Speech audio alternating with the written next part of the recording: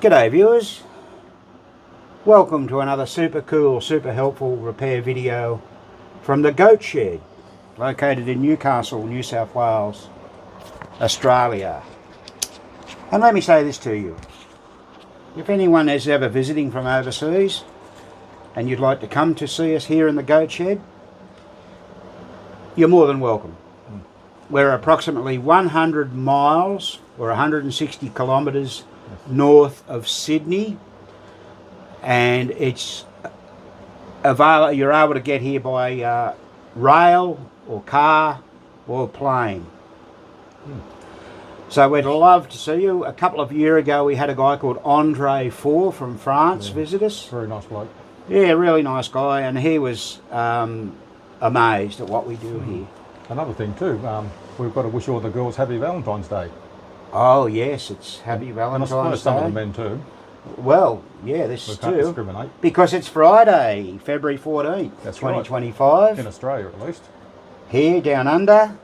And it's 25 degrees Celsius outside, which is 77 degrees Fahrenheit. So it's pretty warm for this time of the day. It's only 9:30 a.m. in the morning. All right, carrying on with our series we started the other day on Williams steppers. Now I emphasise we have done these before, but it's probably 3, maybe 4 years ago. We thought we'd do a refresher course. And this is the match stepper out of Graham's Klondike.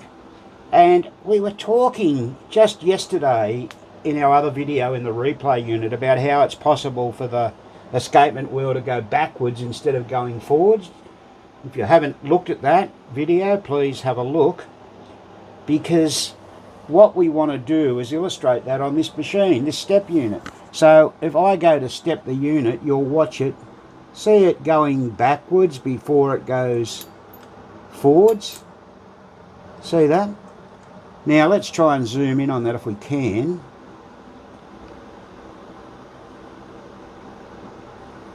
There we go. See the pull here? This is what I was trying to illustrate yesterday. It's much easier. Right, now if you'll have a look, there's a big gap between the pull on that tooth and this tooth. That pull should be resting on this tooth. Now that's achievable by adjusting this thrust screw. In this case we'd need to move that inwards, and let's have another look at that. See it going backwards? Let's just have a quick look at that again. Now if I was to push that thrust screw in, and I'm just manually doing this, notice how it's changing, and that now will fall in front of that tooth. That will prevent it from going backwards instead of forwards. Just, you have it clear. There's a bit of dirt and everything on there. We're going to pull this all apart and clean it. We're going to do a whole video on it like we did with the replay unit, but we want to point out a couple of things first. Okay. Interesting, someone has made a bell clanger. Which they didn't do a bad job actually.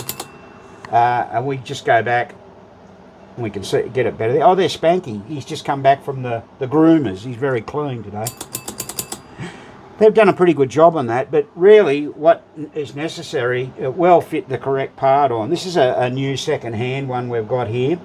It was a little bit worn across here. Where is it? There. Yeah. So we've taken a file and filed it down. You can probably, if you look very closely, you can see we've done that because it's sort of angling down a little bit. I think that will replace that bell clanger and put the proper one on. Remember, this is Graham's machine and everything's got to be perfect. Now the bell will polish up on the buffer. You'll see that when we're finished. But one other thing, I don't know how observant anyone is, one other thing we wish to show you, and we'll just get that down there just a little bit more. See that coil? That's a Gottlieb coil. That's an A5194. That's not the correct coil to be in here. Now there's two things.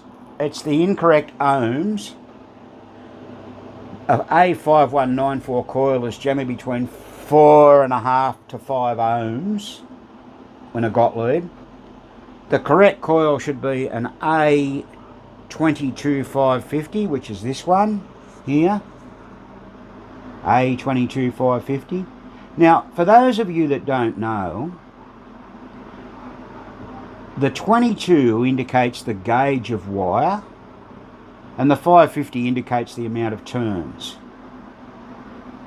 Bally do a similar thing. Gottlieb didn't. Their numbers are just simply part numbers, A5194. The 5194 means absolutely nothing, except that's the type of coil it is. So that's what that means. And these coils would measure out at approximately 2.5 ohms. So we're going to pop that one in. That's a second-hand one we got. We bought a pile of coils a year before last off a guy who offered us some, and yeah, that's great. We've probably got enough for a lifetime now. So that the other big significant difference between a Williams and a Gottlieb coil, the Williams are slightly longer. It might only be 1/16 of an inch, but they're slightly longer. So this coil here, it doesn't fit real well. See, there's that slop in there, even though the coil stop's fitted. Now, the other thing that could cause this problem, I mean, it may seem insignificant, but if you've got rivets close together and stepping around very quickly, it could hit the wrong rivet, give some problem that may be obscure. We like to fix it. The other problem could be, it can be the wear in between there and there. In other words, where that groove is in the coil plunger and this little part here on the drive arm could be worn. It could be the fact that the coil is worn down, and or that the coil stop is worn down. Of course, if the coil plunger wears down in length, you're going to have less throw. So it's, I beg your pardon, you're going to have more throw, and because of the lessened length of the coil plunger. Same with the coil stop, they can wear as well. We had a graphic example like this on a Bally Fireball. We did a video on this about an unusual problem about 2 years ago now, where the incorrect, Bally have two style of plungers, two lengths I should say. They had the shorter length, or no, they had the longer length, not giving it enough throw. So that was the other thing.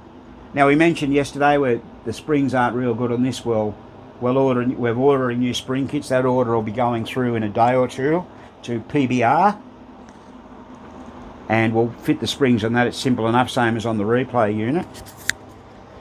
So, all right, what we'll do now is we'll strip this down. Oh, the other thing, that's right, that's the other thing. Everyone knows that Williams should have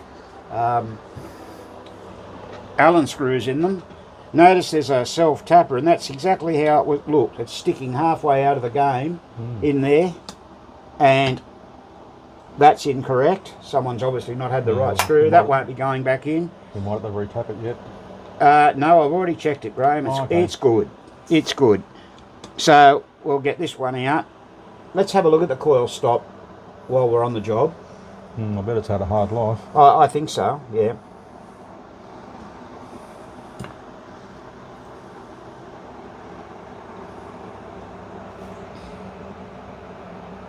Yeah, it's not as bad as I thought. I still will replace that. It's not too bad, you know, like it's sometimes they get Mushroomed big time. mushroomed and dipped in there, but that's okay. So what we need to do now is have a look at the plunger itself and see what's going on. I'll chuck that coil. Get rid of that coil, we'll just put that back into stock. So if Graham, you could just take that that little clip off there, we'll just take those springs out as well. Yep. Please. Just take that off one end. Yep. There you go. And let's have a look at the coil. Oh, they wrapped it around that screw. Oh, okay. There you go. You got it off. That's all right. Just leave that there for the minute. We'll just, there's that washer that wasn't on that one yesterday. Right. And we're just going to take this off. That's what they've done. They've quite innovative. Yeah, that's fine. Yes. Let's have a look at this coil plunger. Down the bottom there's not good. It has mushroomed a bit. We could clean that up. So, but we'll probably change that. Yeah. We could even have a new one, but I'll go on the junk box and have a quick look.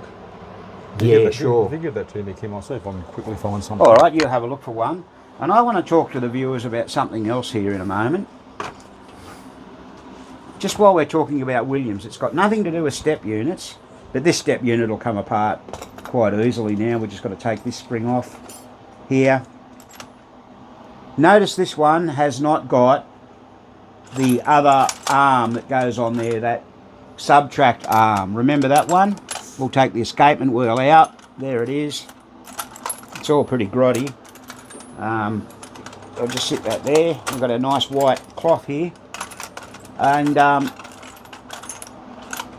we'll take that out in a moment.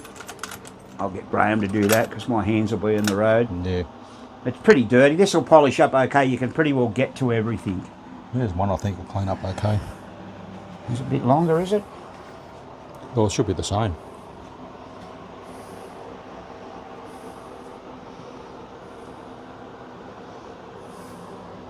Right. Ah.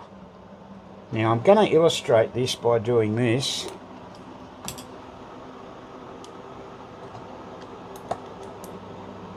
Will this fit in? You getting that out? Yep. Okay. Remember there's a spacer there. Okay.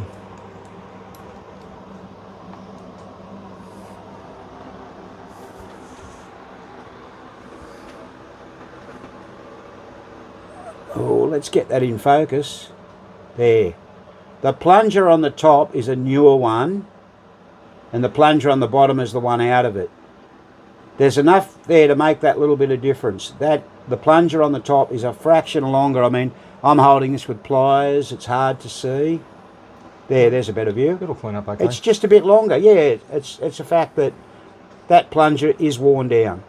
So that's most likely part of our problem.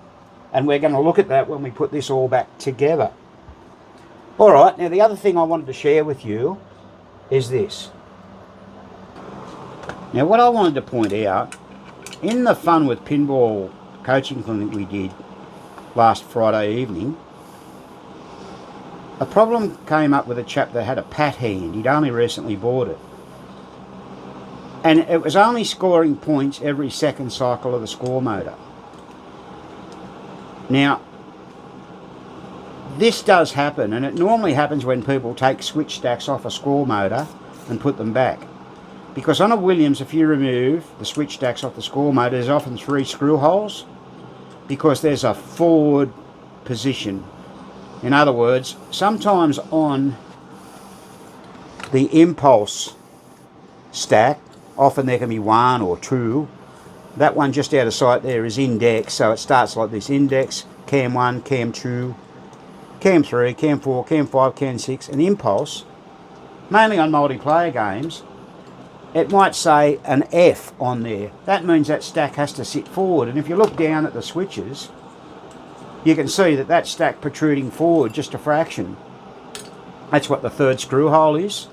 Now, that was this guy's problem, because it was missing a pulse for the top, for the scoring on the 180 degree cycle. It was only scoring on the 90 degree. So that was a very, very interesting problem we had there. Unfortunately, we were able to solve that fairly quickly for the guy. Just bear that in mind when you're working on a Williams game. So there's the match unit all ready to go into the cleaner. Let's go ahead and do that, and then we'll put it back together. We'll put that new plunger in, and we'll see what happens. Okay. So I'm going to take... Just going back a little bit, revisiting the schematic we were talking about, what I didn't make very clear was that on the particular game Pat Hand, this isn't the schematic off that. The impulse cam, there was 3. And the switch stack in the middle, the one on the outside was forward, the one to the right was forward, but the switch stack in the middle, it was forward as well, but it didn't have an F marked on the actual schematic. So that switch stack, when they'd put it back in, they put that forward to line up with the other couple, but that was incorrect. It had to be back, just to clear that up for you. And that was scoring. It was only scoring on every second rotation. Therefore, it was happening too late because that was forward when it wasn't pulsing correctly. It missed a pulse. So I thought I'd clear that up for you. Now, what we've decided to do with this particular match stepper, we really went all the way. As you can see, we've stripped this right down. Now, we normally wouldn't do this, but we said this is Graham's machine, and he wants this to look as smick as possible. Yep, it's going to be a keeper. So we've polished all the parts on the buffer. We've used Autosol metal polish. And Autosol will stop a lot of the surface rust coming back. It will too. Yep. We've discovered that. We still have to get the spring kit. We mentioned we're doing an order. We just roughly cleaned them up. From PBR, we've sort of cleaned them up a little bit. Now, an interesting thing we've discovered, including the Bakelite panel or plate that goes onto the stepper and the wiper finger and the screws that hold it in, there's approximately 54 parts in this step unit. That includes all the little screws and everything like that. So that's quite amazing, isn't it? You know, you don't realise. We also did the other side, even though, you know, you don't see a lot of it. There's the old W, the Williams stamp on there. They put that on there when they're made. I guess like Gottlieb, Williams made their own stuff. We don't have a lot of information on Williams because unlike Gottlieb, where we've still got guys like John Osborne with us, we can find things out. But needless to say, this is where we're up to. Now, we've decided we're not going to bore you with the reassembly of this. We more or less went through that on the previous video with the replay unit. So we're going to put this all back together now, and then we're going to show you how to fix that problem where it was going backwards before it went forwards. Now, we mentioned that it's quite possible we ended up changing the plunger, so we've put this plunger in. Here was the old one. It's pretty grotty and dirty.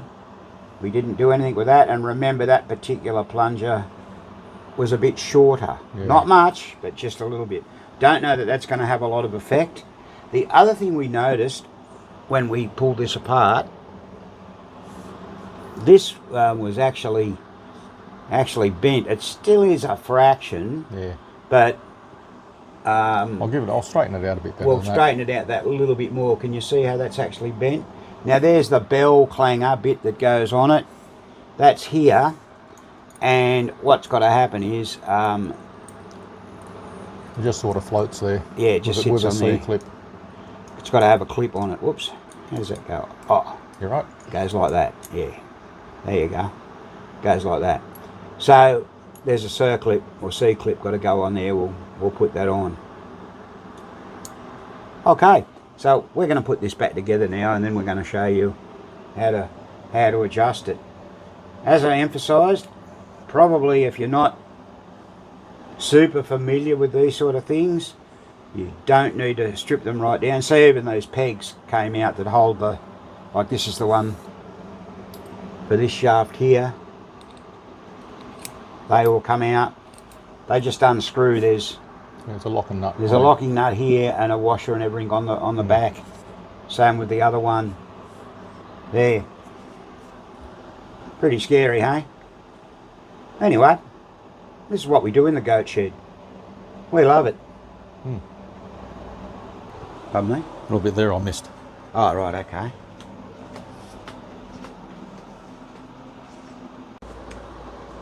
Alright, here's the completed job. So we've got the new bell clanger on there, fitted the bell, had to get a spring for the bell clanger. Like I said, new springs on the way anyway, so Williams call this a 50-step unit because there's 50 teeth on the escapement wheel. If that makes sense to everybody, 50-step unit. They use those quite commonly, throughout a lot of their range over the years. The only difference was the earlier bell clangers around, like my Williams Soccer, and I'm going to say this now, if anyone's got one and wants to donate me one, they've got a bit that comes off there. We haven't got one. We tried to find one, and I'm really looking for one of those. I should have thought about it when I was in America, because we sort of made one up and it's sort of only half works. So there's Graham in the back. He's cleaning up the replay wheel. I found a better one. Found a better one. Yep. Now here we go. Here's this adjustment we were talking about. So it's still stepping a little bit backward before it goes forward. And what I wanted to show you was, like we showed you yesterday, or earlier today, I beg your pardon, we want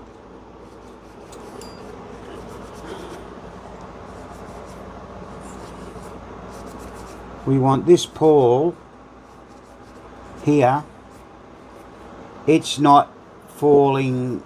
You see there's a gap here, can you see? That's the gap I'm referring to in there. What we're going to do, this little thrust screw down here, we're just going to alter that a little bit, and you watch the gap change. Just watch. Can I get it there? Should be able to see that. I'm relying on that. There it goes. It's closing up, and got to make sure the pawl falls in cleanly, doesn't bind. There's a little bit of an air gap there. Let's just see how that goes now. As I said, I emphasise you don't have to do this very often. It's just the fact that we had a little bit of wear in between the plunger and the arm here, and now it's fine. See that? There you go. It's all good. Even the bell works. It sits up like that in the game. Lovely, lovely, lovely piece of equipment. I think we've got to be happy with the result of this. It looks really good, and it'll even look better with brand new springs on there to make it pretty it up. Once again, we're just doing the spring thing because we want to. It's almost like a full restoration. We've cleaned up the fingers. They've all been polished on the Dremel. Yeah, it's not a great job, but you've got to be so careful with those things. Yeah, you don't want to bend these. You don't want to bend them. You can't put them on the buffer because you'll have all sorts of trouble. But they're all clean. The only thing is you've got to make sure when they go down onto it, like there's one there, that one's probably sitting a bit high, the little one. Yeah. We'll bend that when we put it on. We'll see how it goes when it gets on. We'll bend it down if we've got to. The plate itself is pretty good. No, it's pretty filthy. Pretty filthy, yeah, but we haven't cleaned it yet, have we? Yeah, no. We're going to be using this stuff to clean it. This is a 3M product. Let me think. Pass me down the big one, Graham, and we'll tell the viewers what it is. So you've got like a Scotch Bright Pad Red. 3M. This is just so it doesn't say exactly what it is, but it's 3M. And I'm not sure where you can buy that, but gee, it cleans up well. It does a real good job. Do we need to show the people in the back of the back box to show them where we're up to? I think so. Just all right, let's have a quick look at that. So here's the inside of the game. Now there's the plate. As you can see, it's pretty dirty. So what Graham will do, he'll spray that with a bit of isopropyl. We have in a spray bottle here, and then he'll start on that. Let's just show you the play field. It's pretty good, this play field. Plus the cabinet's been restored already. Yes, so it saves us doing it. That's correct. So the cabinet's all been done. We don't have to worry about that. Well, it's an older restoration, but it's come up pretty good. Someone's done this several years ago. It looks pretty good. Probably one of the colours is a little bit off, but I mean, we're not going to argue about that. The only other thing we've got to do now, we've got to get new pop bumper caps. Down here, the green. Oh, do you mention how they're off centre? Yeah, and they're off centre. See, the screws go across that way. The whole bumper has actually been twisted. We think what the problem is that there mustn't be enough room underneath the playfield for the coils. Something like that anyway. Yeah. So what we're going to do, we're going to get new ones, and we'll move the centre bit around to suit. There's There's the slot machine unit there. Now, I don't know if any of you guys are aware, and we'll just talk about this, and we may show this, but in the factory, some of the Klondike games came out with a jumper wire missing off the first slot machine reel. And what that is, it's the one that scores the hats. They score 3,000 points. Now, if that jumper is missing on your game, when you get the hats, you won't get 3,000 points. So it works every second go from memory. Like, we'll do a bit of a video on this, as I said. We had someone in our Facebook group, the Goat Shed EM Pinball Repair Specialists, only last year asking this very question. Now, our good friend in America, Paul Patty, he's been around in EMs a long while. He had one of these and with that problem, and it took him quite a while to figure it out. And when he eventually did, he videoed it and things like that. But if you do refer to the schematic, and I probably should have had a bit of a look at it, but we'll show it to you in the future, that's how you figure this out. So yeah, there's a lot of opportunity to get replays on this. You can get 3 replays. What is it, Graham, when you get... Well, it's adjustable. Oh, you get the wagon wheels. There you go. You can get 3 replays. Yep. And 5,000 points. The thing with it is that when you get the 3 wagon, as soon as you get it, it resets, okay? So you can't get it in, because a lot of things, like you get the 3 lanterns, and just so you get the 3 lanterns, you get inside to pay two balls. Hit there, straight in there, another 2 balls. But you can't do it with the wagons because they all reset. Ah, yes. And the good thing too, like I was playing it the other day and I was doing really bad. And it was down the last ball, and all of a sudden, the 3 lanterns come up, 2 balls there, got it out, hit it straight up here, another 2 balls. And then kept playing it for about another 10 minutes. All right, great. So there you go, he's used that 3M cloth, a little bit of auto-sol, and that's come up nice.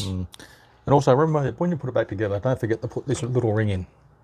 Oh yeah. Or you won't center it real good. That's one of those 54 parts I mentioned earlier on. Yeah. All right. So the ball count unit will be next. That's the ball count unit there. Oh, is it? Yes, it is. Yeah, that's the ball count unit. And it actually goes up to 9. Yeah, that's right. Okay, fine. All right. So, bit of work. All these are going to get rebuilt. We're probably going to get better chassis for these because they look a bit how you do. We'll clean them up. These are definitely going to be replaced with better ones. Same with these ones. These will be the reset ones, I should assume. They're the scoring ones. Yeah. And you've got to clean up the switches for the credit meter yet, but they'll come up okay. And that's your adjustments for your extra ball credit and whatever. Yeah, it says there replay, add a ball, novelty. So we'll just give that a quick hit. Yeah. And then after that, we're going to start on the motorboard. It's only one of those jobs that we're just going to do when we feel like we want to do something different for a while. Okay. All right, once again, so much for watching our video. We hope you found it informative. And once again, I emphasise about that adjustment. You don't necessarily jump in and do it straight away. You have a good look at it first. Yeah, study everything. Look for bent parts. Sometimes the pawls get bent. All sorts of things can happen. All right. Please remember to consider subscribing to our channel. Also give us the thumbs up to tell us that you like our videos. We look forward to doing another one for you very soon. We've got the goats all over there at the drinking trough, and what are they drinking today? Tooheys New. That's Tooheys New, a very popular beer here in New South Wales, Australia. I think after lunch I get on the harder stuff. Oh, right. Yeah. Okay. All right. Once again, thanks, and we'll see you next time. And this has been another Goat Shed presentation.